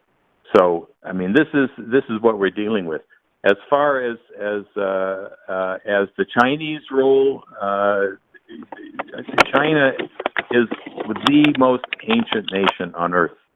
You're dealing with very small country that did some amazing things in the Arab world, especially back in the time of the Baghdad Caliphate and the Muslim Renaissance.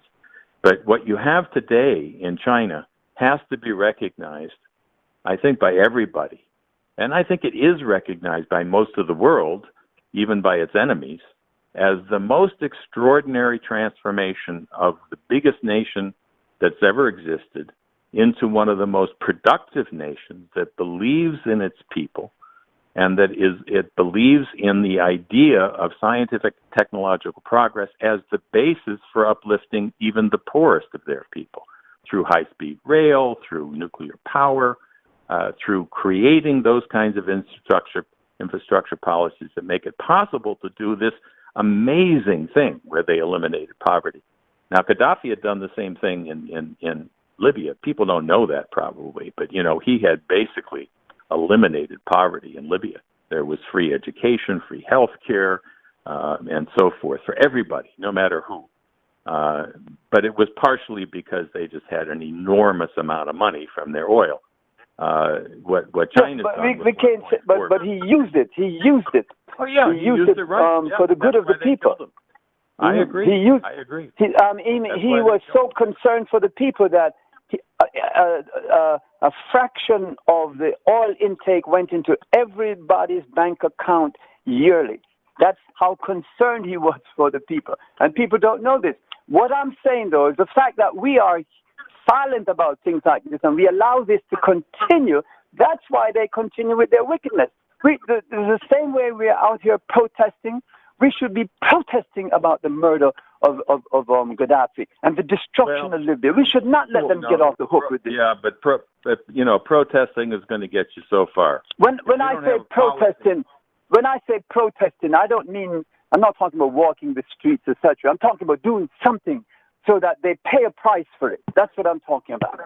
We should be doing something about the British Empire. That's what we have to do. Yeah, that's the big defeat the empire. Two things. Yep, but it is true. When he was murdered, when Gaddafi was murdered, the response of that LaRouche said was that at that point was, this is to start war and nuclear war, and that's why it was being done. And there was a reason for that. And I'll just reference it quickly. There had been a set of negotiations with the Bush administration, the 43 Bush administration, during 2003 and 2004, which Gaddafi got involved in. And that was to get rid of the chemical weapons that Libya had at the time. There were some other things that were negotiated. And the American administration at that time used that to actually justify their war in against Iraq, which of course had nothing to do with the negotiations. But their assertion was, okay, there were not weapons of mass destruction in Iraq, but they were in Libya, and the Libyans would not have entered into a negotiation with us except for the fact that we prosecuted this illegal war, criminal war in Iraq. Okay? That's the first thing. Then the second thing that happened was that in 2007, there was a negotiation with Gaddafi by Nathan Rothschild and Tony Blair, both of whom were put on the board of the Libyan Investment Authority, which Gaddafi allowed. Now, the reason that they went onto the board was because Gaddafi, well, there were many things related to it, but one element was that there was $100 billion approximately in gold, which Gaddafi had, and he had intentions to do a combination of things. things, including the African Development Bank he intended to do. And he had opposed the placement of AFRICOM in Central Africa. That's why AFRICOM, to this day, unless it's changed in the last year, has been based in Stuttgart, Germany. He asserted that if the problem was Al-Qaeda, as was being described, he, Gaddafi, would deal with that problem for Northern Africa. But what was happening was a completely different configuration was being created in which Britain and France, together with the, well, you can call it the Five Eyes, really. It wasn't not only the United States, everybody, Canada was in it, everybody was in it, were insistent, and they were concerned to reverse what was already an impending Chinese presence in Africa. Now, what happened was that Gaddafi continued to oppose what I said. And what was done was that there was a process for his assassination, which was begun at that time. And since he had personally placed Tony Blair and Nathan Rothschild on the Libyan Investment Authority board, this created, shall we say, a fatal vulnerability. Now, there's a lot more that can be said about this. The business concerning what he did is true, but it's also true that there was a fatal vulnerability. And it's important, as we said, to tell the truth about what the situation is. Now, what was done to him was a crime against humanity, as LaRouche documented and stated at the time. And I do agree that it would be a good idea for the truth to be told about all of these things. But in terms of this role of understanding what we mean whenever we are talking about British intelligence, that's one of the best examples you can give. All right, so, later, so we're just going to, but thank you for the question. It was actually an important discussion, and I'm glad we got a chance to have it. All right, can you hear us? Okay. Hello. Hi there. Can I be heard? Yes. Yes. Okay. Hi there. This is Jose Vega here in New York, and I have a comment and a question. My comment is that, ever since the presidency of Trump has come to an end, it has been easier to talk to people, especially girls my age, about Lyndon LaRouche, because before it was, oh, that weird Trump-supporting cult. Now it's just, oh, that weird cult. That I can handle. That's easier to That's an improvement, That's right. So I just want to say my thanks on that, because, at least when people go on the website, they don't see a picture of Trump. It's at least something that they won't bother to read initially. So that's just my comment. My question is, however, when it comes to the idea of leadership and what a leader is supposed to be, now, no human being is perfect, but I know that Friedrich Schiller had this idea of a philosophical mind, and that only a philosophical mind is fit to judge others. But that being said, though, now, was Lyndon LaRouche ever, I don't want to say wrong about something, but was there ever a point where valid criticism was presented to him, and how did he handle it? Did he adjust? Did he actually take it? What is it? How should a leader address his own mistakes and take criticism? And who does he pick to take criticism from? So that's my question. Well, Dennis might want to say something about this, but let me just say briefly. He corrected himself virtually every day. When you make a new discovery, the discovery effectively shows that everything that you thought before the new discovery was, at least to some extent, skewed, right? Because there are certain truths about the way humanity is progressing, how our scientific knowledge is, And when there's a contradiction in that, when there's a conflict, that things don't seem to follow the rules that we've accepted, and that you say, well, there must be a solution, just like Einstein making a discovery about something. Basically, these things don't fit. The reality that we see doesn't fit with what we know so far about the universe. We must have a higher hypothesis. And when you discover that new hypothesis, everything you knew before has to be reevaluated. And over and over and over again, LaRouche would reevaluate his own knowledge. Does that mean he was wrong in the past? Well, there were some things which were factually wrong. Yeah, occasionally. In fact, regularly, factually wrong. But fundamentally wrong, no, because he was always approaching it from the perspective of having to make new discoveries about the nature of man, the nature of our economy, and the nature of the physical universe. And that's what it meant to be, as you said, a philosophic mind, is that you're always looking on how you can find a higher hypothesis than that which we understand now. Thank God we know that there's no such thing as a final hypothesis or a final solution. We will never know all there is to know about the physical universe, the incredible mysteries about how things function. But Lynn always was able to look at people that he hadn't known in the past. He hadn't known really of Cusa until he met Helga LaRouche. He didn't know that much about Schiller, and he didn't know anything about Vernadsky. But when he met these people who had already made fundamental breakthroughs in the knowledge about the physical universe and about the nature of man, he would both study those ideas, and then he would say, how does that contribute to my ability to come up with an even higher hypothesis of the sort that he did about the nature of creativity, which is really where his fundamental breakthroughs were, the nature of the creativity of the human mind. He was constantly making those mistakes, but he didn't say, oh, I was wrong, I learned that I was wrong. No, he said, I've learned something new about the universe, which means we have to look back on what we knew in the past and recognize that that has to be evaluated from a higher perspective.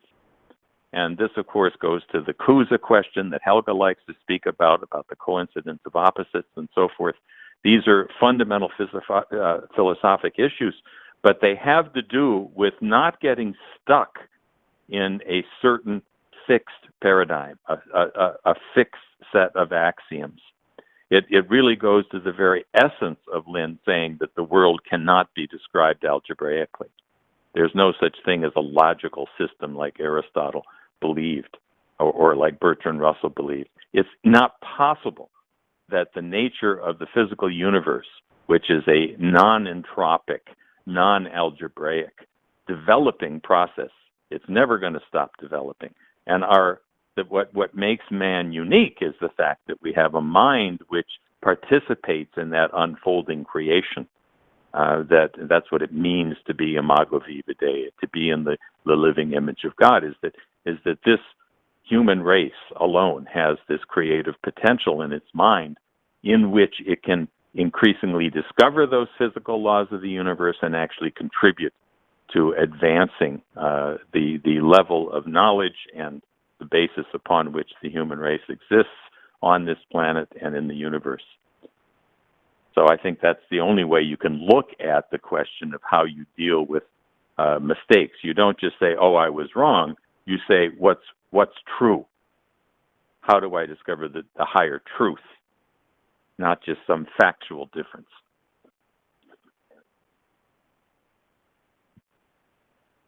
There's a writing by Lynn from published in October of 1983. It's called Dr. Karl Marx Refuted. Subtitled, The Attack to Which Karl Marx Could Not Have Replied, the recently discovered manuscript by a veteran of the war, with an introduction and appendix by Lyndon H. LaRouche. Now, actually, the whole document is by LaRouche, okay? But part of the document is written as though it were written by someone who was, as he says, a veteran of the war. What war? Well, we may be publishing, we haven't yet decided, an interview that was done with LaRouche back in 1993, 10 years after this document. It was done when he was still incarcerated in Minnesota. And he's being asked some questions by an imam from Iowa, Muslim leader, Muslim religious figure. And at one point, Lynn references that he had gone to the Audubon Ballroom in Harlem to hear Malcolm X on a few occasions.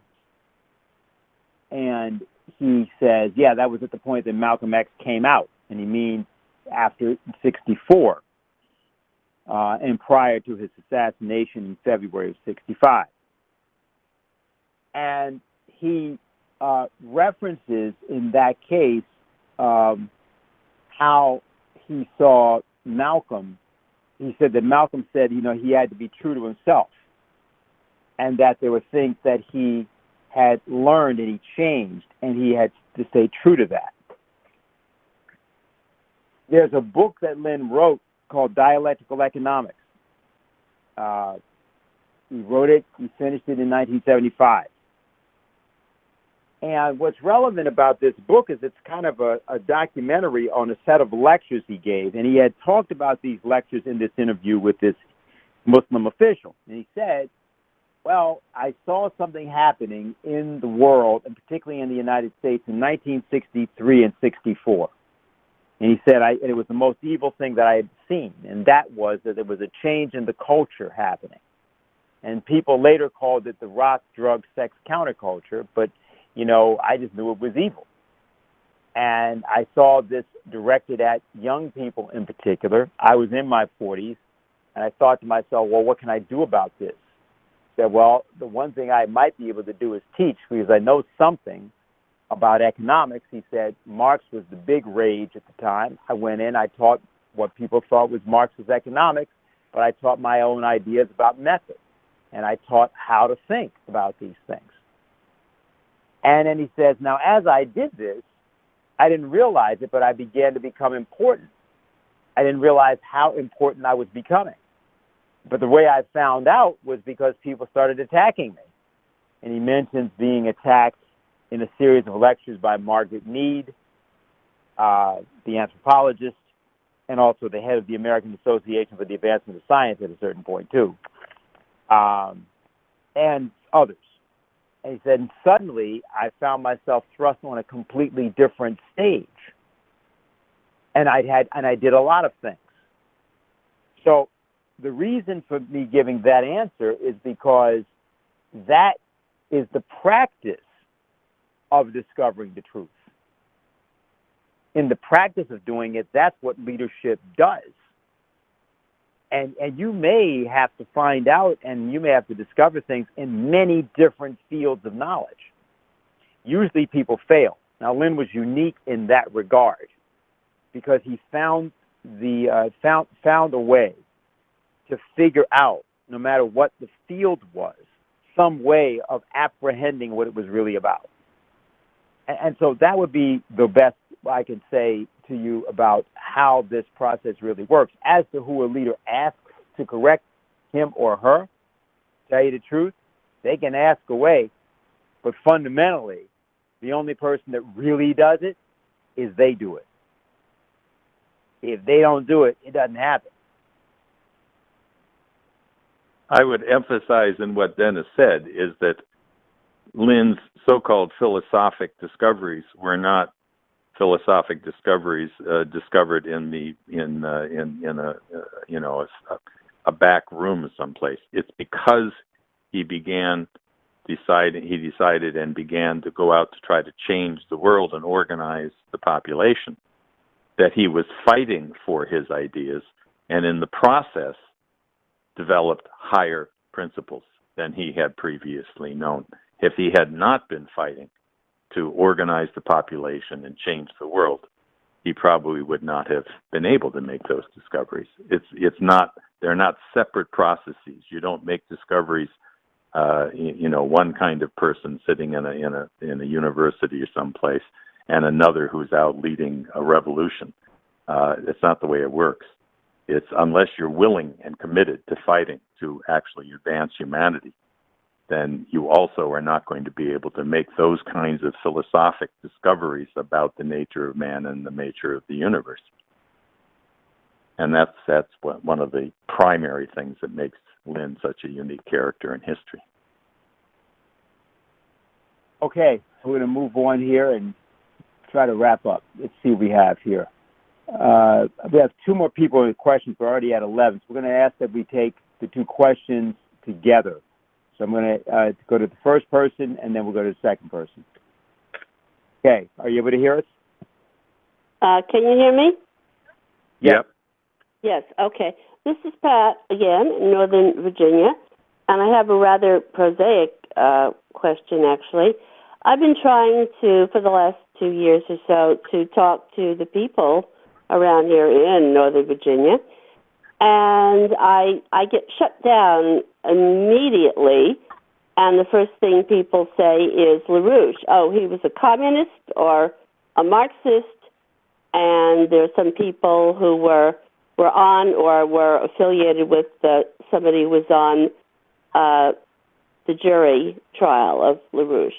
So I get nowhere. I can't get a foot in the door. So I would appreciate it if you could, number one, give me a different characterization other than Marxist or communist, and then what would you say to them after that to get them to even listen to anything, listen to ideas? Thank you. Okay, great. And we'll go to the second question now. Okay, can you hear us? Yes. Good evening, Dennis. Mike. I had a little bit of a comment and a question. I know it's late. I'll make it as quick as possible. I was thinking, about this organizational split over the last couple of days, and the thing that really occurred to me was that it seems to be in large part sort of a trap to discredit Helga on what she says about China and in the eyes of the Chinese or by the Chinese, similar to what was done to Trump vis-a-vis China, except that Trump capitulated, which I think expresses the additional importance of the press release. Because, it just seems that Helga is extremely, extremely important to China, first of all, because they listen to her. I know she's spoken with the media regularly, think tanks, academic institutions, government officials. And so if she can be discredited there, then that would be a very, very big thing. Because the thing I notice is in the papers, despite everything that China is doing very well, and I guess Russia can be put into this category as well, at least in terms of what is expressed, Russia and China still express, at least in the English formats of their daily news, that the United States is the leader and the British follow the United States. And that is a very, very fatal mistake to make if you, no matter what you're doing well, not to know who the enemy is on the global stage. And Helga is the one person who is speaking to various levels in China to attempt to correct this. So it just seemed to me that this whole organizational split could have its core in the idea that Helga, to basically discredit Helga because she is dangerous. She's extremely dangerous if China should go along, with Helga's ideas and they take root. So anyway, those were just my thoughts, and I was wondering if Mike could, give his thoughts and opinions about this aspect as it may relate to the organization. You're right. You're right, except it's even more important to see what Helga emphasizes in that press release, is that it's not just an attack on her leadership, it's an attack on Lynn. The idea that Lynn would have tolerated this idea that we should melt ourselves into a Trump campaign, we should support Republicans versus Democrats. It's not that we should support Democrats versus Republicans, it's that the whole two-party system is a fraud. It's a hoax. It's a you're dealing here with clearly an intelligence community operation to try to prevent, just like they used Russiagate and this China stuff to try to prevent Trump from bringing the U.S. and China and Russia together. Obviously, the ultimate target of that thing was Lyndon LaRouche, who, throughout his life built this fight to bring that kind of operation together. But you're right. It's absolutely the same people. There's no question about that. And unfortunately, they succeeded in convincing some who to believe that somehow the rest of the world doesn't matter, that all that matters is the United States, and that somehow we can save ourselves, something that Lynn spoke out against over and over again, especially after the 2008 crisis, because he had a whole series of programs for saving the American economy, the National Bank and Housing Protection Act, and the Glass-Steagall policy, a retooling of the auto industry to build nuclear power plants and high-speed rail. And when the 2008 bubble broke, which he had forecast, he just said, okay, that's it, folks. None of my own programs will work anymore. What I proposed that could have solved this before the complete blowout will no longer work. We must have a global collaboration of at least the four powers, Russia, China, India, the United States, to replace the British Empire, or you can kiss your ass goodbye. Nothing will save the U.S. within the U.S. And you just keep that in mind when you look at what this crowd has done in their crazy split. It's not just suicidal or an attempt to destroy the organization. It's an attempt to destroy America. So I think that's the only way to really address all of that. And as to the question from the lady in North Virginia, look, Lynn is not a communist or a Marxist or a fascist or a Republican or a Democrat, right? What was Abraham Lincoln? Was Abraham Lincoln on the left or on the right? Did you ever think about that? Was he a liberal or a conservative? What about George Washington? What about Ben Franklin? These are artificial categories. Even Marxism versus capitalism are artificial categories. That's not what is really taking place in the world. There are ways in which people try to make you think that you have to choose between two packages. And when people say, oh, he's a this or he's a that, that means they don't want to think about what his ideas are. So, you don't want to get trapped into that either. You don't argue against somebody who says something stupid about, LaRouche is this or LaRouche is that. You basically just address, look, the world is in this crisis, the greatest crisis in modern history, possibly in human history. And there's a reason for it, which is that we never ended the British Empire. It's still there. There is still this idea that the world is divided between, various things, the free world versus godless communism, or the white race versus the other races, or all the other divisions that the British made up. And really, what's climate change? It's just another made-up category in order to get people to agree that we have to give up on the idea that man is actually born in the image of God and capable of developing higher comprehensions of the laws of the universe in order to make for a better human race. You give that up for some fanciful idea, some racial idea, or eugenics, or climate change, or communism versus capitalism. What the hell does capitalism mean? Nobody knows what that word means. So these are all ideas that ignore reality and try to get people to argue and fight over fake ideas, and to jump into the box, one box or another box, rather than actually thinking about being a representative of mankind as a whole. And we have the ideas; they're there. LaRouche developed a huge quantity of comprehensive policies and ideas for every part of the world and for the world as a whole. And by the way, on the question of how the British ran this thing, on Saturday, one of our speakers is going to be a good friend of mine and ours, Mike Robinson, who is the head of a group called the UK Column in England, who has done extensive work on the way in which British intelligence and the Foreign Office created this entire anti-Russia, anti-Trump operation historically, and he'll be addressing that in his presentation on Saturday. So I really encourage you to get in on that. So Dennis, you want to close up? Yeah, well, one other person has snuck in, so I'll let this go. Let's see what happens here. All right, are you able to hear us?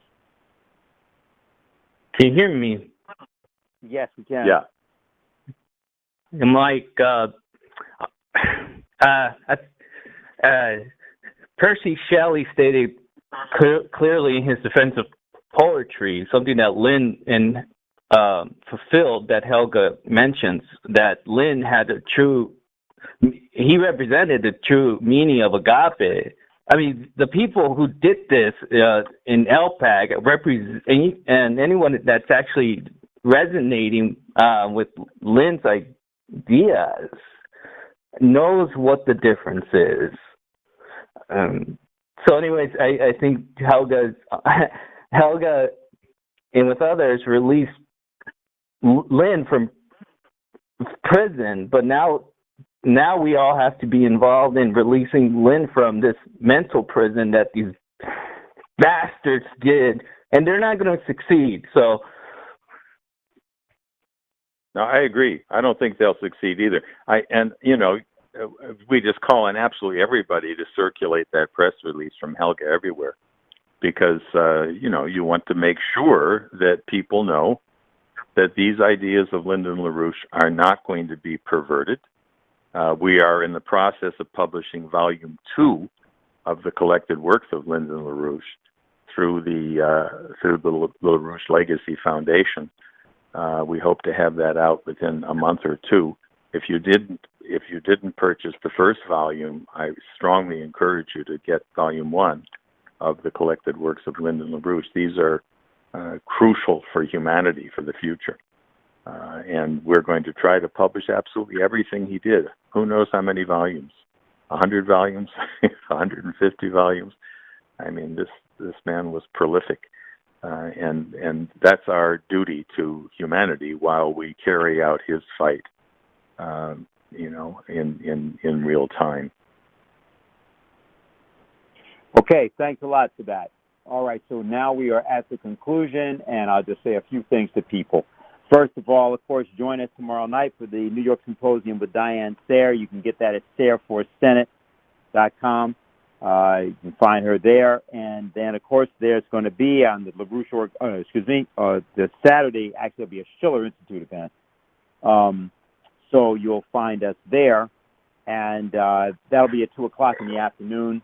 And we will continue there, in particular, this discussion concerning the international perspective, the Belt and Road Initiative, the World Land Bridge perspective, but more specifically, not even the World Land Bridge, but one of our members is called the LaRouche Land Bridge. The idea that there's a platform which is extraterrestrial and involves not only the Earth, not only the Moon, but of course Mars, the nearest planet, and more importantly, the exploration of the solar system and also the galaxy through the various apertures that we've been using.